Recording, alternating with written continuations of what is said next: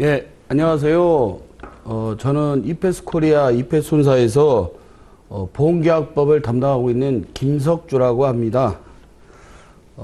잠깐 뭐 소개드리면 원수사에서 한 30년 생활하다가 지금 한 5년 전부터 이페스에서 그 강의하고 있습니다.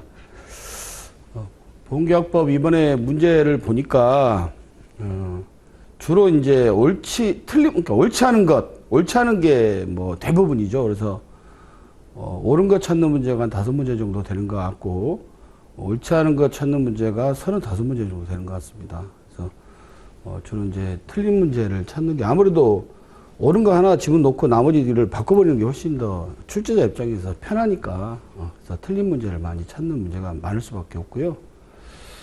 그 다음에 이제 그 객관식, 주관식 문제를 이제 보면, 주관식 문제는 그야말로 주관이잖아요. 내가 뭐 책자를 통해서 공부하든지 아니면 뭐 강사를 통해서 인강이라든지 오프라인 강의라든지 강의를 통해서 듣는 지식을 내 머릿속에 정리해서 쓰는 게 이제 주관식인 반면에, 그러다 보니까 이제 모의고사가 중요하다 이런 얘기를 많이 하죠. 객관식은 그야말로 틀린 거 맞는 게 딱 객관화돼 있죠. 4개의 지문 중에서 하나가 맞는 거고, 뭐 틀린 거 문제 찾는 거면 그게 틀려서 이제 정답이 되는 것이고, 옳은 거 찾는 것도 마찬가지고, 나머지 3개는 이제 틀린 겁니다. 그래서 출제자 의도 파악이 굉장히 중요하다. 오늘도 이제 몇 개 보면 완전히 틀린 것, 완전히 맞는 걸 찾는 거거든요. 물론 출제자 의도에 맞게.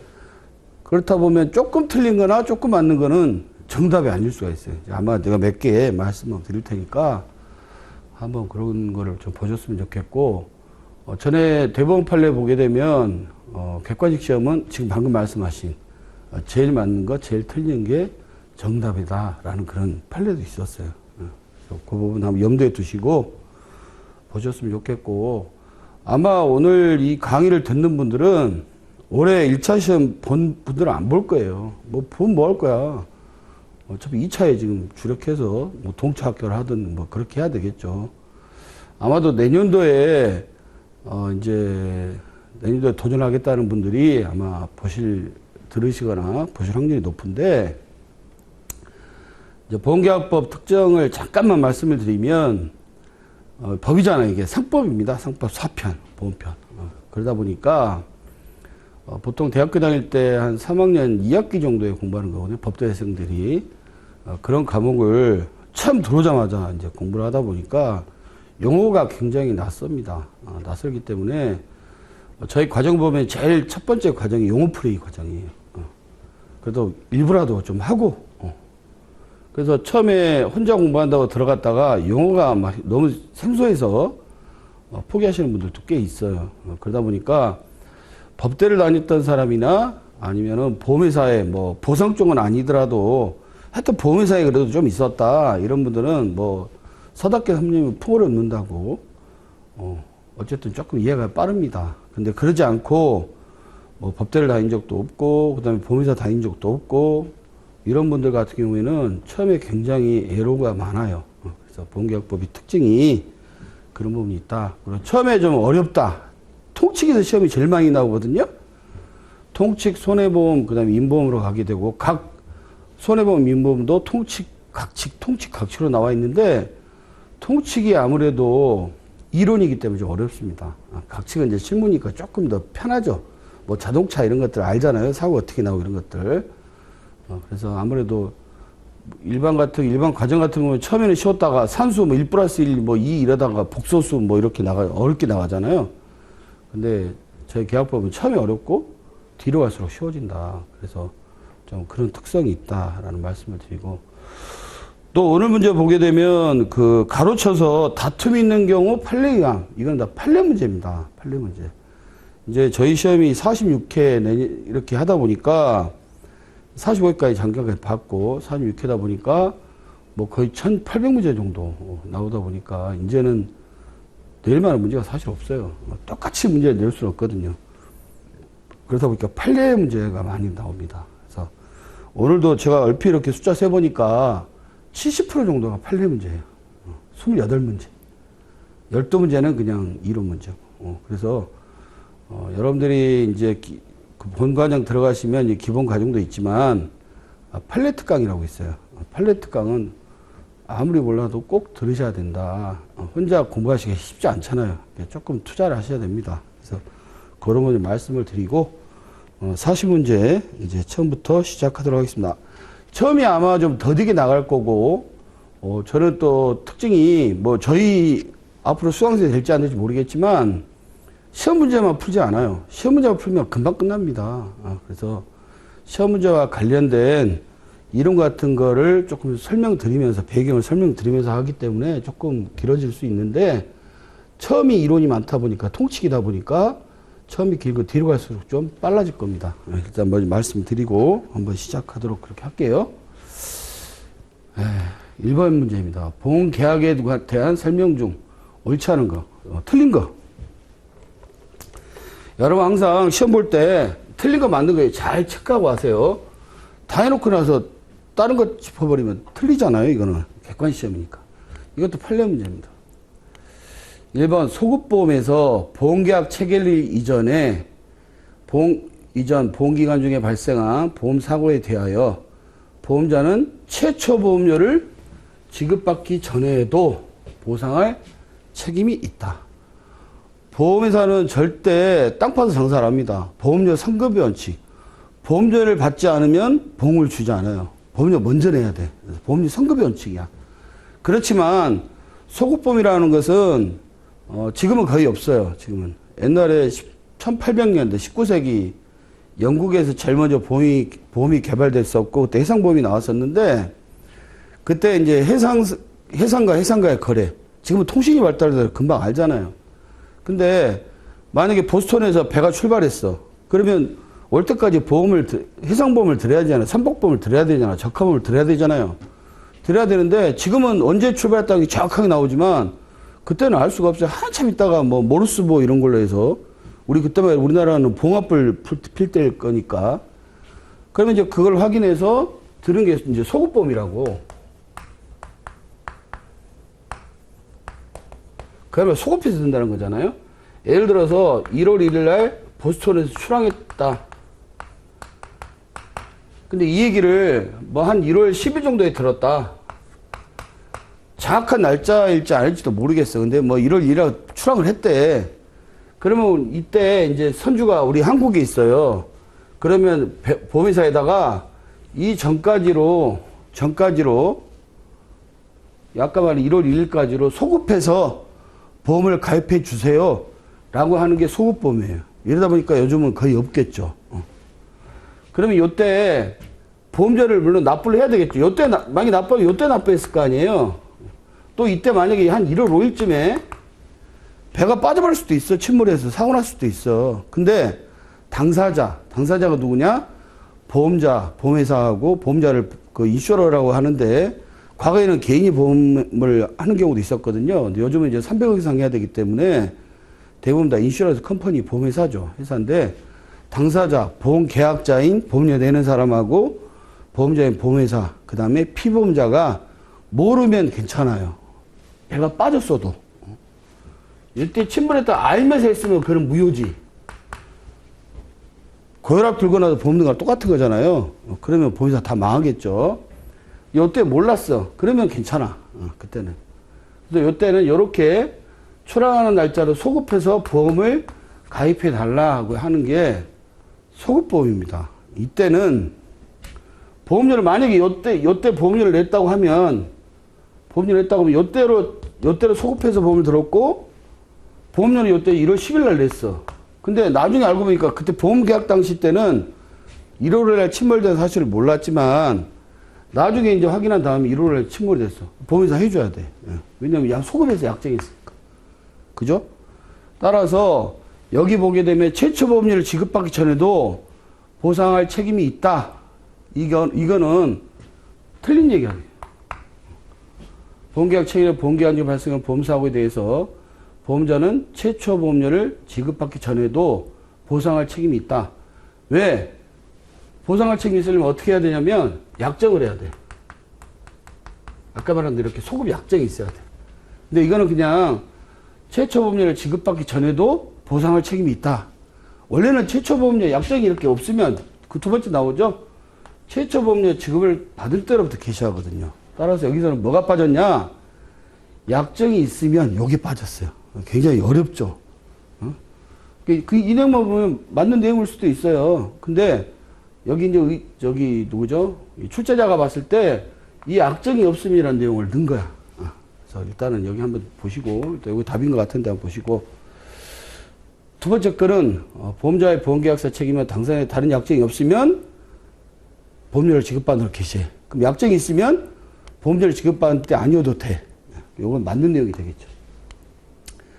가계보험의 경우에 상법보험편이 4편이거든요. 상법 4편 보험편. 이거 보고 보험계약법이라고 그래요. 보험계약법의 규정은 당사자의 특약으로 보험계약자 또는 피보험자라 보험사의 불이익으로 변경하지 못한다. 이게 상법 663조에 의한 내용인데, 보험계약자 불이익 변경 금지 원칙.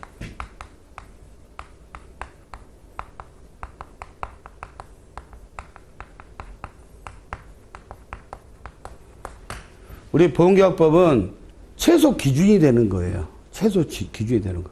따라서 보험계약법보다 유리하면 유효해요.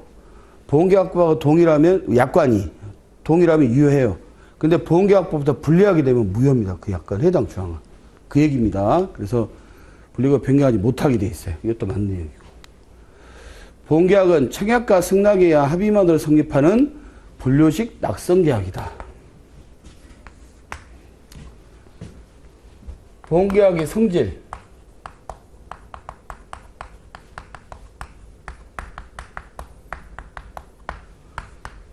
요식이 필요하지 않아요. 낙선.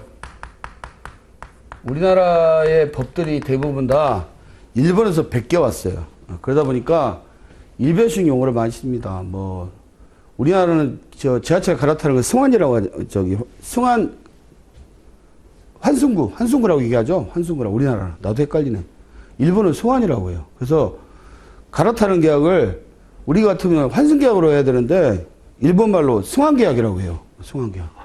낙선도 마찬가지야. 이게 승낙과, 그러니까 이게 청약과 승낙을 뜻하는 게 뭐예요? 승낙까지 성립됐다는 뜻이거든. 이게 불력식 낙선계약이라는 얘기입니다. 보험료의 지급하고 관계없어, 여기는. 왜냐면 요식을 필요로 하지 않아. 그러니까 법에는 그렇다는 얘기예요. 보험계약 성질상. 하지만 실무상으로는 청약서에 써요. 그 다음에 보험료 받아요. 요물계약이라고 해요. 근데 여러분들 여기까지 하면 너무 어려우니까, 처음이니까, 분류식 낙선계약이구나. 요식을 필요로 하지 않구나. 또 유상 쌍모계약이에요.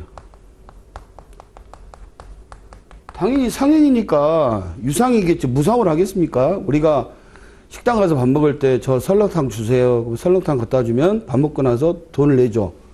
보험은 보험료 성급의 원칙이니까 요즘 식당들도 성급하는 데 많더만. 먼저 돈 내서 주문하면 나오죠. 먹죠. 유상 쌍모계약이야. 이게 뭐. 또 상행이야. 이거는 상행이. 그 다음에 네 번째가 사행계약입니다. 사행계약.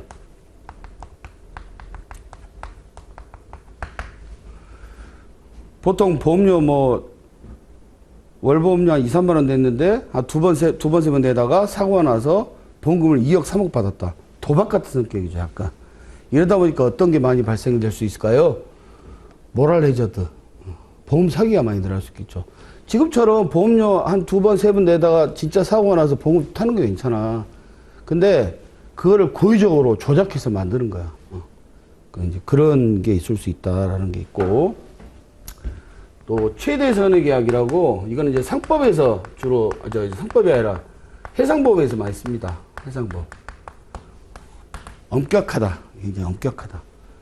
해상보험, 영국 쪽에 있는 해상보험에 많이 이거 들어가요. 그 다음에 마지막에 부합계약.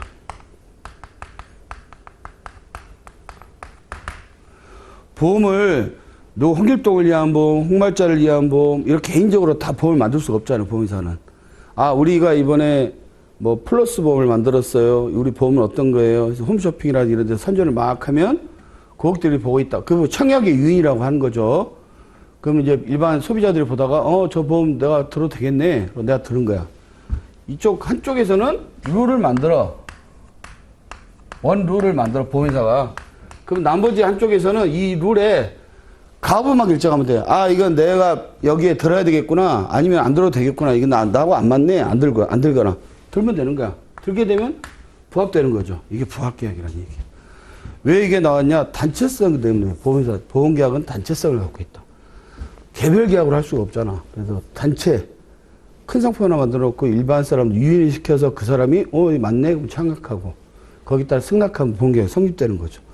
이런 성격을 갖고 있습니다. 따라서 일본에서 이것도 분류식 낙수인 또 맞는 얘기죠. 그러면 아까 말한 대로 2번, 3번, 4번 명확하게 맞고 1번도 받기 전에 보상 책임이 있다. 이것도 아까 말한 약정이 있으면 책임이 있어요. 아까 얘기했던 대로.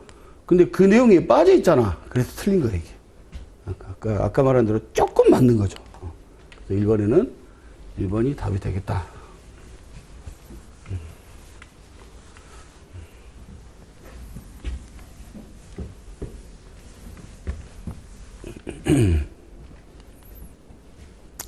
다음 보험 대리상입니다. 보험 대리상은 뭐냐면 보험에 가입하려고 그러면 대표회사가 하는 거 아니죠. 보험회사 직원이 하는 거 아니죠. 주로 누가 해요? 대리점 또는 설계사, 또 여러분들 잘 못 보셨지만 중개사, 또 여러분들 진단계약하게 되면 보험 관련된 의사들 있죠. 사이라고도 얘기하고 그런 사람들이 하게 되는데 각각 우리가 봤을 때는 대리점 설계사 모집인이라고 얘기하죠. 주로 많이 보다 보니까 똑같은 줄 알지만 법적 성격이 좀 틀려요. 오늘 거기까지 다 얘기를 못 하겠고 대리점만 얘기를 하면 보험 대리상이라고도 하는데 이제 우리 업법에서는 대리점이라고 하고 일반 사람들이 다 대리점으로 알고 있으니까 대리점으로 얘기할게요. 똑같아요. 그야말로 대리라고 돼 있죠. 대리권이 있어요. 대리권. 여러분들 주로 보시게 되면 어떤 거가 좀 내가 그 설명을 드리면 금방 이해할 수 있냐면 변호사. 변호사는 소송 대리권이 있어요. 또 합의 절충권도 있습니다. 따라서 저희가 어떤 뭐 사건을 소송할 건이 생겼어. 그러면 내가 직접 하거나 내가 직접 하면 30까지 할 수도 있어요. 하지만 내가 직접 할 수 없어. 왜냐면 내가 법률 전문가가 아니야. 뭐 서면도 쓰고 반박도 하고 해야 되는데 그 논리를 내가 구성할 수 없어. 그래서 변호사를 이제 선임을 하잖아요. 그때 변호사를 선임하게 되면 별도로 변호사한테 소송 대리하고 하신 증서를 안 써줘도 돼요. 왜? 대리권이 법적으로 있기 때문에. 소송 이입장만 써주면 돼. 다만 여러분들이 손해상사 시험 합격해서 보험회사 입사하게 되면 이제 거기 소송들 그 소액재판, 단독재판 3천만 원 이하 건들 이런 건들은 여러분들이 직접 이제 하는 경우가 꽤 있을 겁니다. 이제 경험하실 건데, 그거는 변협에서 거기까지는 타치를 안 해. 왜? 그거는 변호사들 먹거리가 안 되거든. 돈이 별로 안 되거든. 그래서 1심까지는 돼. 물론 항소심부터는 안 돼요. 소액이라 하더라도. 근데 아무튼 그때 이제 여러분들이 나가게 되면 여러분들은 재판부에다가 위임장은 당연히 써야 되지만 소송대리 환심도 써야 돼. 왜? 여러분들은 변호사가 아니거든요. 손해상사는 대리권이 없어요. 물론 합의 절충권도 없습니다. 그래서 나중에 진짜 이제 합격을 하셔서 좀 나이가 있으신 분들 같은 경우에는 개업해서 독립손사 하시게 되면 변호사처럼 합의 절충 법에서 하면 안 돼요. 이 법에, 변호사법에 저촉돼요. 레포트로 해야 됩니다. 레포트로. 그럼 논해고 대리권이 있어. 그럼 대리권은 뭐냐? 대리란 얘기는 본인하고 대리인하고 똑같아요. 민법 상법에 보면 대리인이 한 것은 본인이 한 것이다. 상법이나 대리인이 한 것은 본인이 한 것이다. 이렇게 돼 있어요. 그러니까 대리인하고 본인은 똑같다. 이렇게 보시면 돼. 변호사는 맡겼는데 변호사 소송을 잘못했어. 그래서 제가 변호사한테 항소를 하라고 있습니다. 항소를 하고 있는데 항소가 이제 불변기라고 하거든요. 소송 이제 1차 뭐 이게 1심 소송이 판결이 나서 판결문이 송달이 되면 송달날 날로부터 2주 안에 항소를 해야 돼요. 그게 불변기라고 그래. 그래서 그게 이제 변호사들이 제일 그 신경 많이 쓰는 거예요. 왜냐하면 소송이 많다 보니까 자기가 직접 다 컨트롤 못 하잖아. 주로 여직원들이 하잖아요. 그거 놓쳐버리면 이제 불변기 놓쳐버리면 확정돼 버려요. 항소를 못 해. 그래서 뭐 어떤 그 방송에 나오는 이원종 변호사님이 뭐 2억인가를 이렇게 할부로 갚았다 뭐 이런 얘기들도 있던데 아무튼 그래서 그 변호사나 의사들이 스트레스가 많은 직업입니다. 하이 리스크 하이 리턴 돈을 많이 벌지 몰라도 그런 항상 그런 고민이 있죠. 의사들도 수술하다 보면은 왼쪽 다리를 해야 되는데 잘못해갖고 어저께 술 마셔갖고 오른쪽 다리를 잘라버리면 안 되잖아요. 큰일 나잖아요. 묻힐 수도 없고 뭐 가위를 놓고 하는 경우도 있고 뭐 그래서 그런 직종들이 이제 스트레스를 많이 받는 직종이긴 합니다. 본인하고 대리랑 똑같아.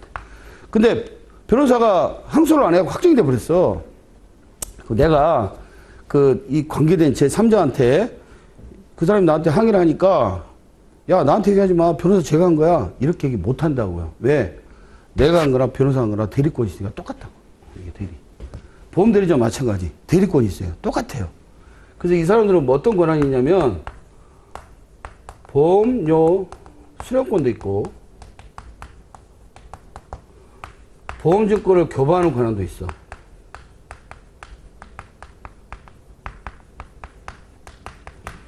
그 다음에 의사표시 수령권도 있고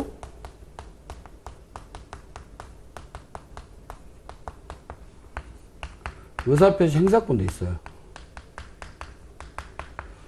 이제 여러분들 본수업 들어가면 뭐 고지의무 위반, 통지의무 위반, 약관 교부설명 위반 이런 거 얘기 나올 때 이 사람들이 고지, 통지 뭐 이런 거 수령할 수 있는 권한이 있어.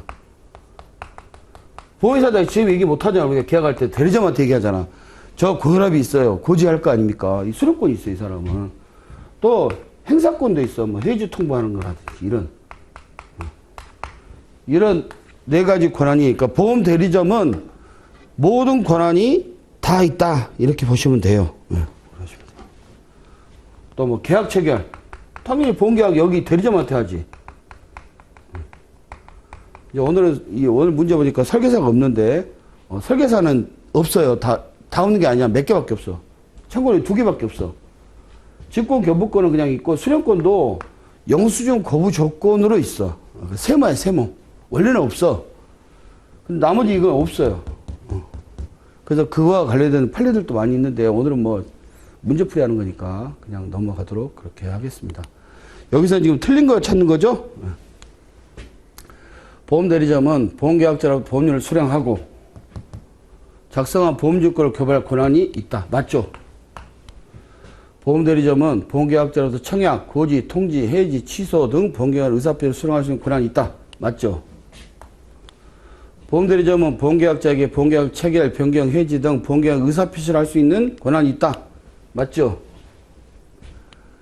보험자는 보험대리상의 권한 중 일부를 제한할 수 있지만 맞아 여기까지는. 보험대리점은 대리권을 전제로 하기 때문에 보험계약 체결의 대리권은 제한할 수 없다? 이게 틀렸어요. 대리권 제한할 수 있어요. 다만 이거 보고 이제 표현대리의 항변이라고 무권대리의 표현대리라고 얘기하는데 좀 어렵죠. 선의 계약자 대항하지 못한다. 여기 하나 있어.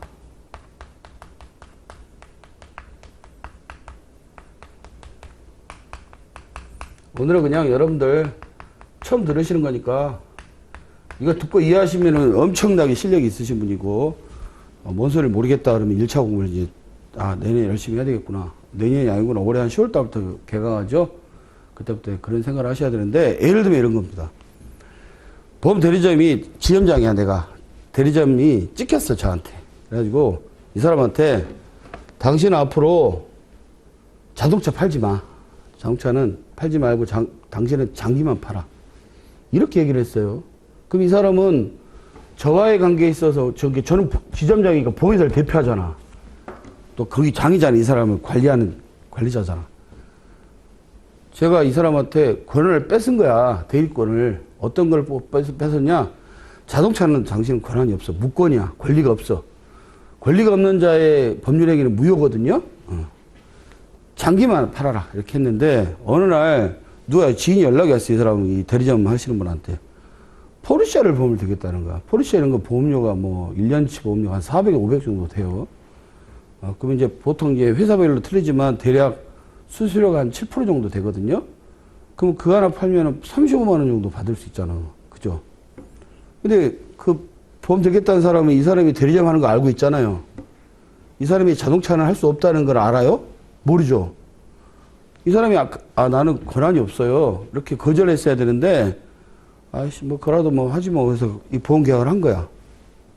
그 보험회사에서 나중에 이 계약자 그 자동차 보험 가입한 포르쉐 가입한 사람한테 이 사람은 자동차를 가입할 권한이 없는 무권 권리가 없다 무권 무권리자인데 왜 당신이 이 사람한테 보험을 가입했어요? 이 보험 계약 무효예요 라고 보험회사가 대항할 수 있냐? 대항 못한다는 거지. 왜?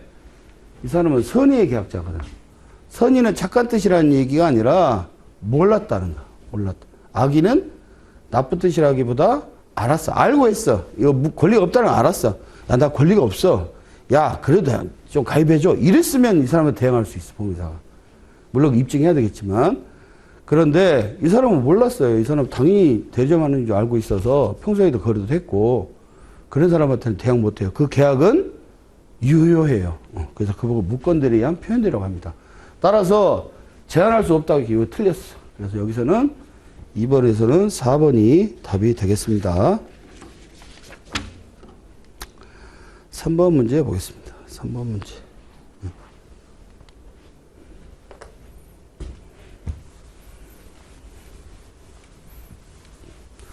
처음에만 조금 진도가 좀 느리고요. 뒤로 갈수록 팍팍 나가겠습니다. 이건 옳은 거네. 오랜만에. 옳은 거. 판례에 관련된 거예요. 판례. 자동차 보험계약을 체결하는 경우에 피보험자 동시 양도에 따른 양도통지 규정. 보험약관은 거래상 일반인들이 보험자의 개별적인 설명 없어도 충분히 예상할 수 있는 사항이라고 할 수 없기 때문에 그 내용은 설명해야 된다. 여기 여러분 교부 설명어가 나왔는데 이제 보험회사하고 보험회사를 보험자라고 한다고 그랬어요. 이제 보험계약자가 보험료 내는 사람이잖아요. 개인 당사자야.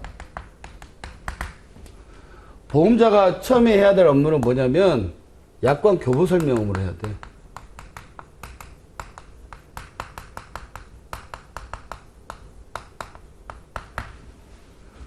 어떻게 보면 되냐면 남자 여자 사귀면 이 사람 여자야.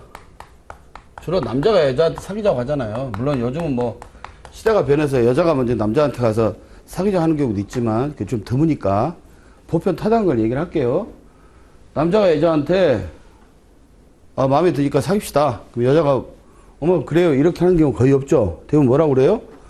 아니 당신이 뭔지 내가 알아야 뭐 사귀든지 말든지 할 거 아니겠어요. 정보를 주세요.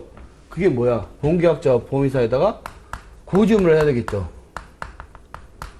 우리 보험 같으면 저는 고혈압이 있고 이런 거 얘기하는 거지만 이제 일반 남자 여자 같으면 뭐 그런 시험에 나오는 거 아니까 그냥 여러분 이해를 돕게 얘기하는 거니까 저는 뭐 대학교 어디 대학교 나와서 지금 손해상 시험에 합격해서 어느 손해보험회사를 다니고 있고 뭐 지금 뭐 1년 됐고 뭐 이런 얘기를 할 거 아니겠습니까? 고지를 할 거 아니겠어요? 저희 아버지는 무슨 일 하시고 뭐 이런 거 여기다가 그 여자분이 바로 답을 하는 경우도 있지만 보통 어떻게 해요?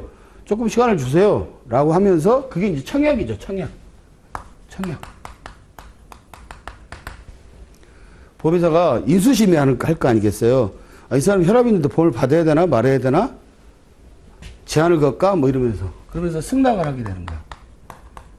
그러면 계약되는 거죠. 그래서 승낙할 때가 보험 계약일이에요. 계약 성립일. 이렇게 되면 여자가 남자랑 사귀게 되는 거지. 그죠? 그런데 약간 교부 설명으로 어떤 걸 해야 되냐. 보험회사가 이제 여자가 어머 그래요. 사귀어요. 이러면서 뭘 주냐? 약관을 줘요. 약관을. 물론 뭐 개인이 할 때 약관을 주겠습니까? 저는 어떤 사람이고 우리는 어떻게 만나기로 해요. 뭐 일주일에 한 번 정도 만나고요. 만나서는 저는 뭘 좋아하고요. 뭐 꽃을 좋아하고요. 뭐 식당은 어디로 가고요. 뭐 이런 것들을 얘기해 주기 자기에 대한 정보를 주면서 설명을 하겠지. 그거를 이제 보험회사로 따지면 약관을 교부하면서 약관에 대해서 설명을 해야 된다고. 약관 교부서. 근데 요때 약관 교부 설명을 할 때 이 약관 교부 설명이 뭐냐면 중요한 사항이야. 중요한 사항. 어느 정도 중요한 사항이냐? 한자로 따지면 지부지. 알지자. 그러니까 알지 못한다는 거니까. 알고 모르고가 보험계약자가 보험을 선택할 수 있을 정도로 중요한 사항을 설명해야 돼요. 약관 교부 설명을 한다고 해서 약관이 어떤 것들은 뭐 몇백 페이지짜리도 약관이 있는 것도 있어요. 해상보험 같은 거. 그러면 그거를 앉아보세요. 제가 약관 교부 설명은 해야 되는 거니까 설명하겠습니다. 한 8시간 걸릴 것 같아요. 그럼 누가 보험 들겠어요? 그죠? 따라서 약관 교부 설명 중요한 사항만 하면 된다고. 알고 모르고가 보험계약자 선택의 중요한 사항. 주로 어떤 거냐? 담보배제 되는 거.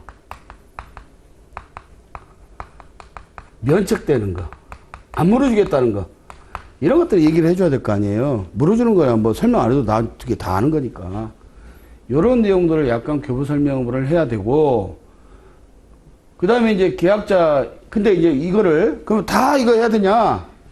아까 말한 이렇게 중요한 사항만, 담보배제 되는 거, 이런 것들만 하는데, 여기에 설명하지 않아도 되는 것들이 있어요.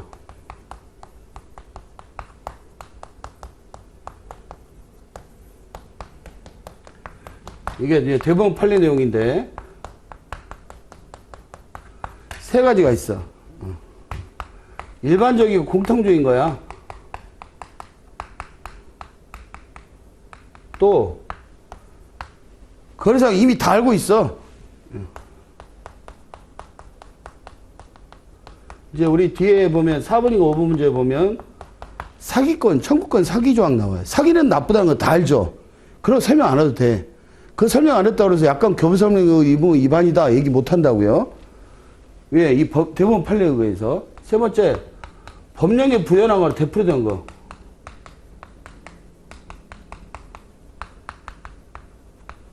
이건 설명 안 해도 돼.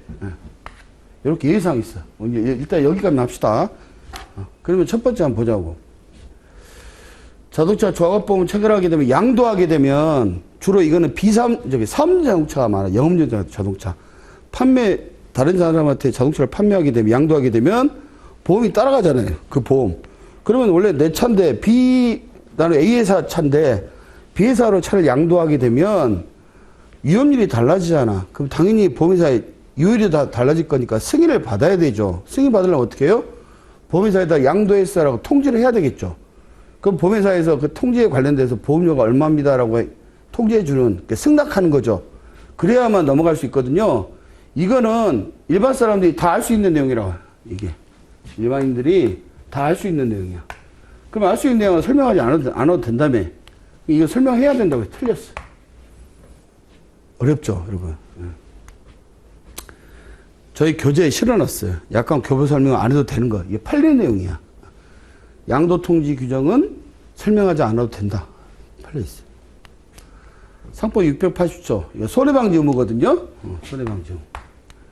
손해방지 의무에서 손해는 피보험에게 대한 구체적인 침해 결과로 생기는 손해뿐만 아니라 보험자의 구상권과 같이 보험자가 손해, 여기까지 맞아.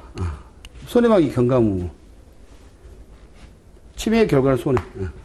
어떤 거냐? 예를 들면 이런 거, 손해방지 경감 의무는 제가 옛날에 신고할 때 중고속도로에서 유조차가 가는데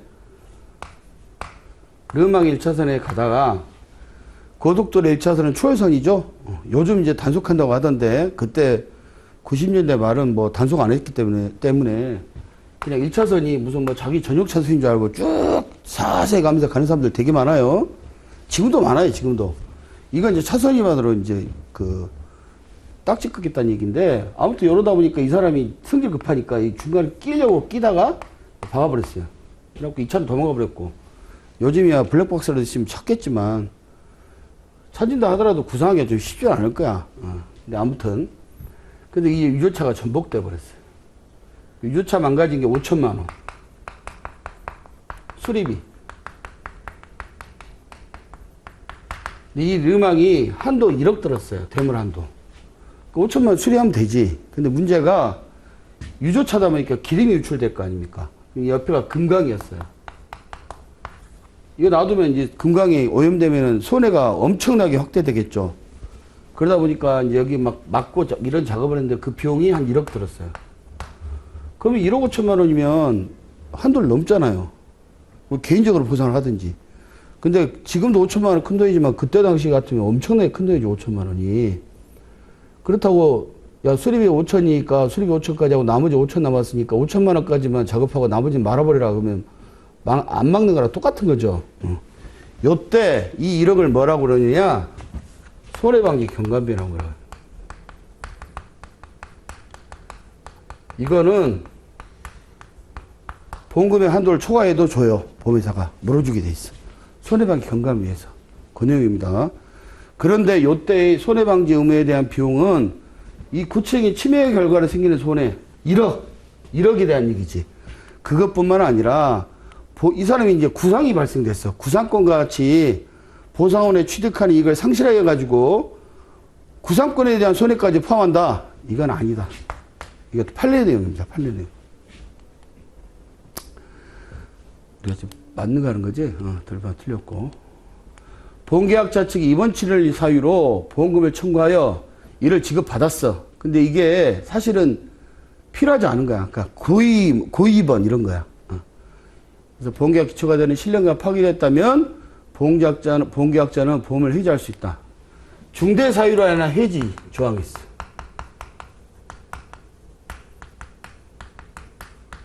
해지 조항. 이게 만든 얘기죠. 4번 보험계약자가 피보험자의 상속인을 수익자로 하여 체결한 생명보험계약에서 수익자로 지정된 상속인 중 1인이 자신에게 기속된 보험금 청구권을 포기한 경우에 그 포기한 부분은 다른 상속인에 기속된다. 우리 사망보험금은 상속재산인이 아니고 상속인의 고유재산입니다.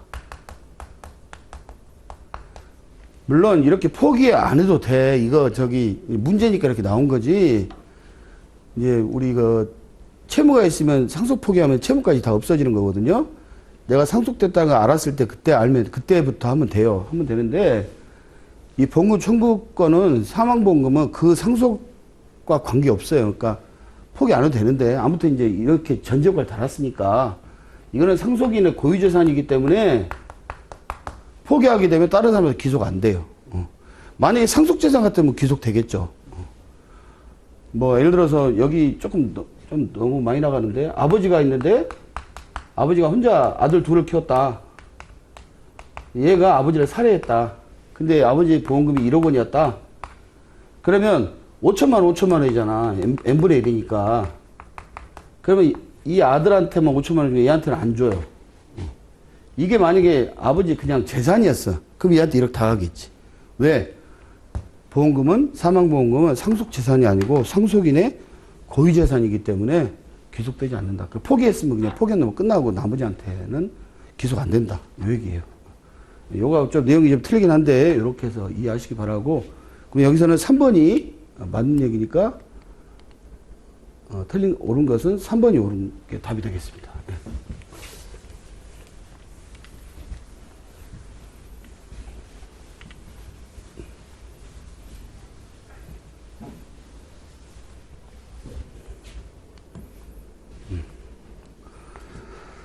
어, 4번, 이거 여기 나온다. 2번. 보험금 청구권자가 보험을 청구하면서 증거를 위조, 변조하는 등 사기, 기타 부정한 행위를 한 때에는 보험자는 보험을 지급할 책임이 없다는 조항이 있는 경우에 이에 대한 설명으로 틀린 겁니다. 이것도 판례 문제인데. 보험금 청구권 상실 조항이에요.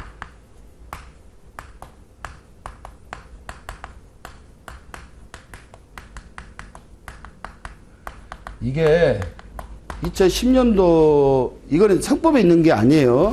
약관 규정인데 10년까지 있었어.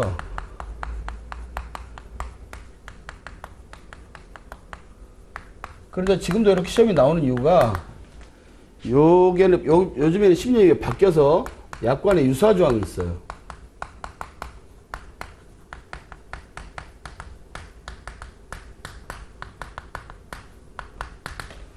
근데 그때 10년까지는 채무권 상실 조항, 우리 위조, 변조 이런 사기, 위조, 변조, 사기 이런 거는 안 좋은 거 다 알고 있죠, 여러분. 사기, 뭐 서류 위변조 이런 것들. 사기로 인한 경우는 보험금을 안 줘요. 채무권 상실돼.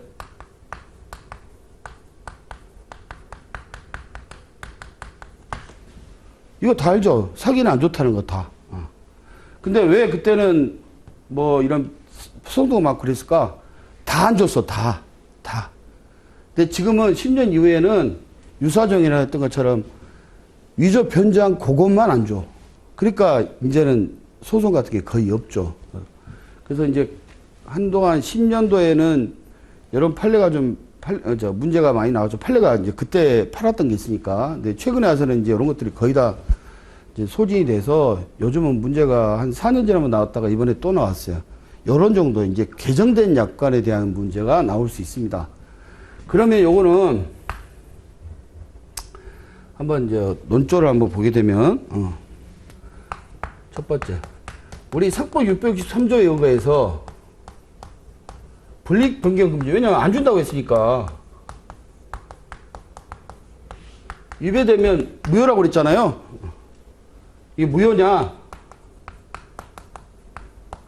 아니다. 이거는 사기로 인한 거는 나쁜 건지 다 알아. 두 번째, 약관 교부 설명은 뭐 대상이냐, 이게.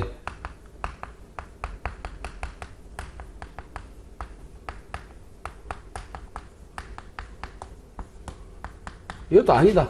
왜? 사기는 안 좋다는 거 다 알고 있어요, 사람들이. 아까 얘기했던 세 가지 있었죠. 이미 알고 있는 거 설명하지 않아도 된다고. 대본 판례 있다고. 따라서 이제 요즘에는 어떻게 바뀌었냐, 약관이. 현행 약관은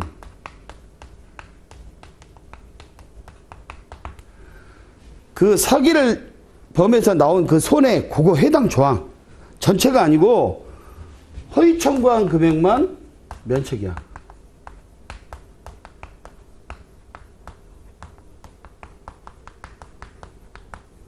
따라서 그거 빼고 나서 해지가 가능하지. 요거 머릿속에 두시간 보겠습니다. 보험 목적의 가치에 대한 견해 차이야, 이거는. 견해 차이 등으로 보험계약자가 보험 목적 가치를 다소 높게 신고하고 보험자 면책세. 이거는 고의로 한 게 아니잖아요. 옳지 않은 거. 옳지 않은 거니까 이거는 맞는 거지. 면책되지 않는다. 보험계약자가 화재로 9억 상당의 손해가 발생했어. 주장하면서 상당한 허위 증거서를 제출했네. 허위 증거. 그러면 실제로 9억 원 상당의 수익과 3배의 손해가 있었더라도 보험자 면책. 이게 틀렸네. 아까 얘기했던 대로 설사 허위 증거서를 제출했다 하더라도 전부 다 면책되는 것이 아니라 9억 원 상당의 손해가 있었다면 실제 그러면 면책하면 안 되죠. 물어줘야지. 이게 틀렸어. 보험 목적이 수개이고 보험금 청구자 동일이 있는 경우에 그중 하나의 보험 목적에 대하여 사기적인 방법으로 보험금을 청구하더라도 다른 정보에 면책을 입히지 않죠. 아까 했던 대로. 해당된 것만 면책이야. 보험자는 보험계약자에게 약관을 교부하고 약관은 중요한 내용을 설명해야 하는데 설명 대상 아니라고 그랬죠. 왜? 이미 다 알고 있어. 사기는 나쁜 거 다 알아. 그래서 여기서는 답이 2번이 답이 되겠어요. 예. 이건 좀 어렵죠, 여러분. 근데 전에보다는 쉬워졌어. 전에는 다 면책이야, 다 면책. 다음은 이제 보험자의 면책 사유에 대한 거. 이거 틀린 겁니다. 판례 문제. 사망을 보험사로 보험계약에서 사고가 보험계약자 또는 피보험자나 수익자의 고의로 인해 발생한 경우에 고의. 보험자는 면책되는데 고의는 당연히 면책이죠. 자살 같은 거. 보험자의 책임이 개시된 시점부터 2년이 경과한 이후 자살에 대해 보험자가 보상 책임을 진다는 보험약관은 무효이다? 무효 아니에요. 여러분 어떻게 얘기하는 거냐면 우리 이제 그 보험 중에서 생명보험, 우리 사망보험만 놓고 봅시다.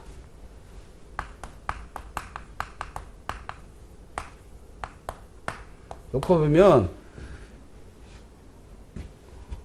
원래 사망은 보상하죠. 사망은 보상. 사망은 보상. 단 고의는 면책. 고의는 뭐야? 자살이죠. 자살은 고의는 면책. 근데 또 여기 뭐가 있냐? 고의는 면책하는데 단서 조건이 하나 있어. 단서 조건. 단서 조건이. 심신 상실 등 자유로운 의사에 기인하지 않는 것.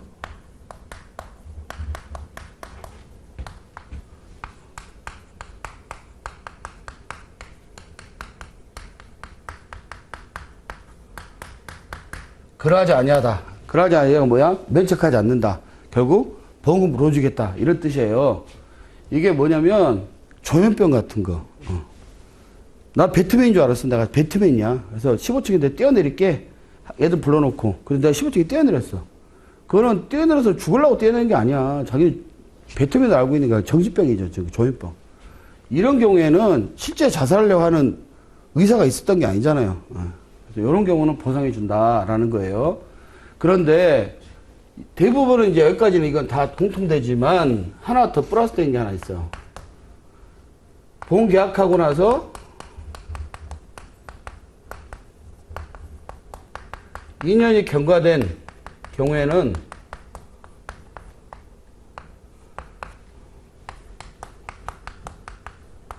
보상한다는 게 있어. 이게 뭐냐면 생명보험이 있어. 생명보험. 생명보험 일반 사망. 주계약으로 있습니다. 이게. 다른 뭐 재해 사망이나 그러니까 상해 사망이나 질병 사망 질병 사망은 뭐 자살하고 관계 없으니까 재해 사망이나 일반 사망 상해 사망 이런 데는 없어. 손해보험은 상해 사망 상해라고 하고 생명보험 재해라고 하죠. 똑같은 건데 거기는 안 들어가 있고 생명보험의 일반 사망에서는 2년 이상 자살하면 물어주게 되어 있습니다. 그거는 계약자한테 유리하죠. 무효 아니지. 틀렸어. 보험사고와 전쟁 기타 별난에 생길 때에는 당사자가 다른 약정이 없으면 보험자를 보험을 줘. 우리 전쟁이용 같은 거 거대 위험이잖아요. 이거 당연히 면책이지. 하지만 이게 상대적 면책사항이니까 보험에 가입하면 물어줄 수 있어요. 그래서 이게 약정이 있다는 게 들어가는데 근데 현행 지금 있는 실무상 전쟁담보 특약을 보험 가입하는 보험회사는 어디에도 없습니다. 근데 아무튼 이론은 그래요. 보험직업 책임이 없죠. 그 다음에 손해보험의 목적 성질을 하자. 녹이 슬었어. 타이어가 마모됐어. 이거 당연히 면책이죠. 고유 하자 면책. 책임이 없지. 만약 이게 된다면 얼마나 좋겠어요. 타이어 달아줘도 면책사항이 아니니까 보험회사에 보험금 청구해서 갈면 되고. 약정 면책사항은 원칙적으로 보험약관의 교부 설명 의무 대상. 면책은 아까 얘기했던 뭐라고 했어요? 면책 담보배제는 교부 설명 의무 대상이라고 그랬죠? 네, 원칙적으로 교부 대상 설명 의무 있다. 따라서 5번에는 1번이 답이 되겠다.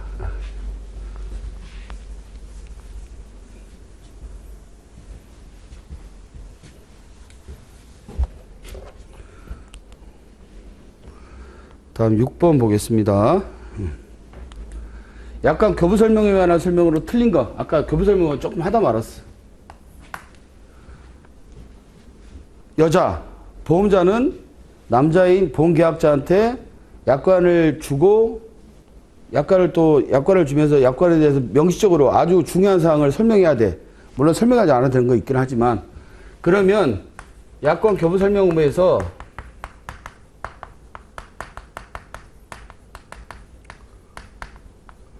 이거 설명하지 않으면 어떻게 돼요? 설명해야 되는데 설명하지 않았어. 3개월 내에 취소할 수 있어요. 보험계약자.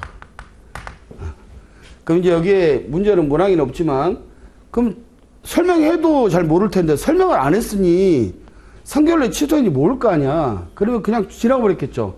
그러면 어떻게 돼? 그때는 완전히 다 없어져? 일반적인 사항만 약관으로 편집된다는 내용이 있는데 그거는 너무 어려우니까 그 본수업 때 얘기하기로 하고 일단 3월 때 취소될 수 있어요. 또 하나 약관 교부 설명 의무하고 설명 의무를 위반했어 보험회사는. 근데 이 상대방 남자 계약자는 고지의무 위반했어. 원래 고지의무 위반하게 되면 해지할 수 있거든요. 해지할 수 있냐? 이때는 해지 못해요. 예, 약관 교부 설명을 제대로 안 했거든. 그 다음에 고지 통지 의무, 고지의무 위반이, 여기 문제는 고지의무 위반 나왔으니까, 고지의무 위반이 사기일 경우에는 어떻게 될 것이냐? 취소도 할 수 있고, 해지도 할 수 있어요. 취소할 수 있어. 취소할 수 있다는 얘기는 무효된다는 얘기는 똑같은 얘기지. 그래서 여기 보시게 되면 6번에 지금 답이 틀린 거 한 거지? 응. 틀린 거. 보험계약자가 보험계약 체결할 때 보험자는 보험계약자에게 약관을 교부하고, 약관의 중요한 설명에 낮게 얘기했죠. 보험계약자 충분히 잘 알고 있는 내용에 대해서, 아까 충분히 잘 알고 있는 거 설명할 필요 없다고 그랬죠. 세 가지 조건. 충분히 잘 알고 있는 거, 일반적 공통적인 거, 법령의 부여라고 대표된 거, 세 가지 조항은 설명 안 해도 돼. 근데 잘 알고 있는 거 설명하라고 했으니까, 설명해야 된다고 했으니까, 2번이 틀렸네. 보험자가 보험약관을 교부 설명에 위반한 경우에 보험계약자는 성립한 날로부터 3개월에 취소할 수 있다고 했죠? 취소할 수 있어요. 피보험자가 오토바이 사용자인 경우에 가입할 수 없도록 한 상해보험 약관 조항에 대하여 보험자가 설명을 이행하지 않아서 보험계약자 또는 피보험자가 고지의무 위반한 경우에 요거 얘기하는 거야. 약관 교부 설명도 안 했는데 고지의무 위반했어. 이때 해지 못해. 해지할 수 없다. 맞죠? 따라서 여기서는 답이 2번이 답이 되겠다. 알고 있는 내용은 굳이 설명 안 해도 되기 때문에 10번까지만 하고 5분 쉬겠습니다. 의미가 없긴 하겠다. 그 다음에 7번 보험계약자 등 이혼 변경 증가 통지 의무, 통지 의무에 관한 설명. 틀린 거. 위헌 변경 증가 통지 의무라고 있어요. 이게 계약허를 알리 의무 위반인데,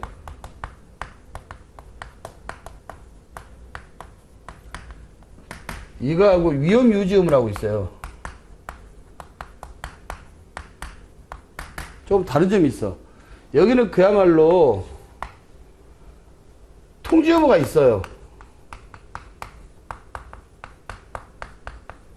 근데 위험 유지 의무는 통지 의무가 없어.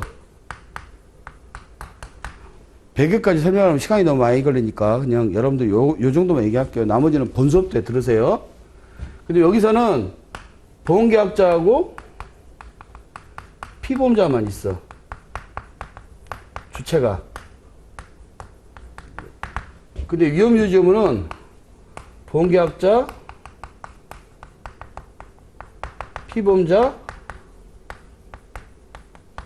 보험수익자. 그 다음에 여기 위험유지 의무는 통지만 없는 대신에 고의중과실이 있어요. 고의중과실. 여기는 고의중과실이 없어. 요 정도 하면 머릿속에 두고, 이게 주로 뭐냐면 위험유지 의무는 직업고지 안 한 거, 요런 것들이에요. 위험을 유지 안 하는 거거든. 뭐 이걸 바람 피는 거 같고, 이제 그렇게 해서 본수업 때 설명하면 좀 이해가 빠른데, 오늘은 뭐 문제풀이 하는 거니까 요 정도만 얘기하고, 본수업 때 하는 걸로 합시다. 7번. 옳잖아. 위험 변경, 그리고 또 하나. 이 통지 의무든 위험 의무든 한 번 의무 위반했어. 우리 유상호선 면책도 마찬가지지만, 한 번 한 거는 해당 안 돼요. 반복적이어야 돼. 그러니까 내가 오토바이 타면 통지 의무 위반이거든요? 오토바이 타는 거 되게 싫어요, 보험회사가. 한 번 탔어. 그거는 관계없어. 반복적이어야 돼, 둘 다. 그래서 여기서도 위험의 일정 상태에 계속 전제를 하지만 일시적 위험 변경 청구를 통지의무 부담한다. 아니죠. 일시적이기 때문에. 이거는 아니야. 반복적이어야 돼.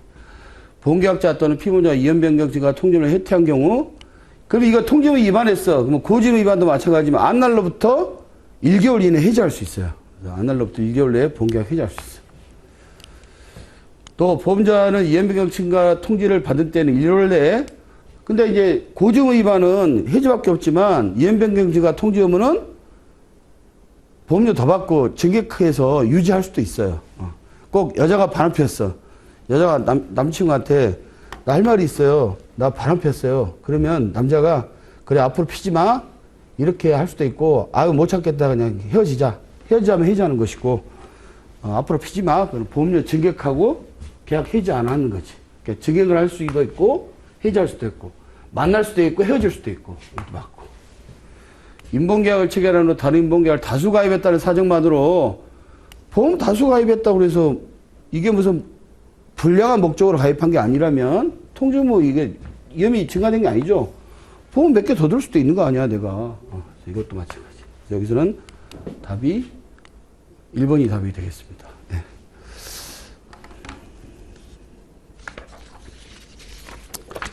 다음 8번 보겠습니다.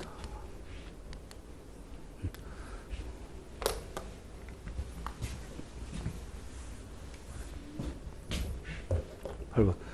상법상 보험계약자 등은 보험기간 중 고의 또는 중대한 과실로 요거 이음유지부 얘기하는 거예요. 이음을 현저하게 변경 또는 증가하지 않을 의무를 부담하는데 예관한 설명으로 틀린 거. 사고 발생 위험이 현저하게 변경, 증가된 사실이라 하면 그 변경 또는 증가된 위험이 보험계약 체결 당시에 존재하고 있었다면 보험계약자가 보험계약을 체결하지 않았거나 적어도 그 법률 범위 이사했을 정도로 정액해서 말한다. 아까 그 약관 교부 설명이랑 똑같은 내용이죠. 이것도 맞는 내용이지. 보험 수익자가 이 의무를 위반한 경우에 상법에 따라서 통지해야 한다. 통지에 의무 없다고 그랬죠. 이게 틀렸네. 보험계약자 등이 이 의무 위반이 있는 경우에 사실 안 날로부터 1개월 내에 이것도 마찬가지 만나거나 헤어지거나 할 수 있다. 직종에 따라서 직업은 주로 많아요. 원래 내가 회사를 다니다가 잘려가지고 막노동을 해요. 근데 보험 들 때는 회사 다닌 걸로 들었는데 지금은 막노동하고 있어요. 그럼 위험이 증가된 거죠. 그럼 법인사 통지해야지. 법인사 얘기해야지. 위험시. 직종에 통지가 아니라 법인사 얘기해야지. 그래서 보험료를 더 해야지. 직종에 따라 보험금 한도 가입 한도에 차등이 있는 생명보험 계약에서 피보험자 위험이 현저하게 증가된 직종으로 변경된 경우에는 위험이 현저한 변경 증가에 해당한다. 맞죠? 그래서 이것도 마찬가지. 자, 아까 뭐가 틀렸다고? 2번이 틀렸다. 여기 통지의무가 따로 없는데 있다고 했으니까. 또 9번. 이거는 요거하고 좀 내용이 틀리니까 한 5분 쉬었다가 다시 하도록 그렇게 하겠습니다.